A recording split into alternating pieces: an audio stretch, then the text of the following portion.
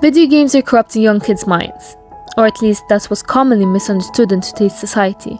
Well, sure, we've always seen kids having meltdowns, throwing tantrums at their parents when they're told to turn off the game for family dinner, or to work on some of their homework that's due the following day.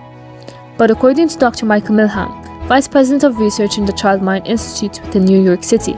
the main reasoning behind these young kids having such extreme reactions towards switching off the games are not because of game addictions, but due to them not having fully developed prefrontal cortexes, which is the key component in our brains that allows us to control our impulses and urges, something these kids have yet to learn how to fully put a cap on. And while some parents may still want to argue about how games are in fact addicting for the kids, as they still refuse to let go of their video games for any other type of activity like playing outdoor sports or spending quality time with their family members. Maybe that's when we should actually start looking for underlying reasonings behind their strange behavior, rather than just jump to the bad child hence punishment conclusion. Growing kids are still non-verbal in nature, and due to their young vulnerability may feel afraid to bring up important matters to the attention of adults, such as serious bullying, peer pressure, and all other sorts of social injustices. And so for them, playing video games could be the way to go coping with everything,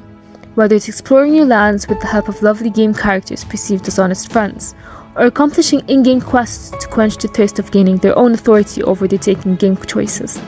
They choose to heal their own emotional wounds within the vast fictional worlds video games has to offer them. Now, of course, I understand how many people believe in the detrimental effects prolonged video gaming does to one's psychological, behavioral, and emotional condition.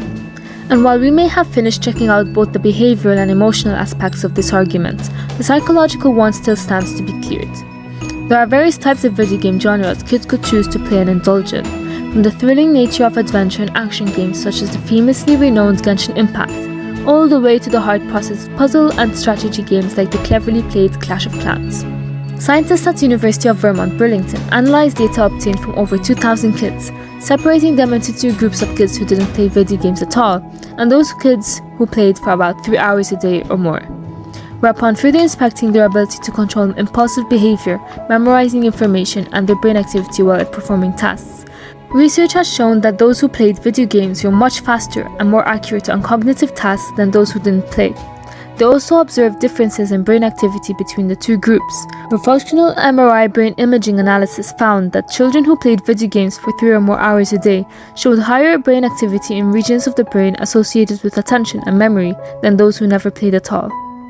Which brings us back to the question, are video games really corrupting young kids' minds?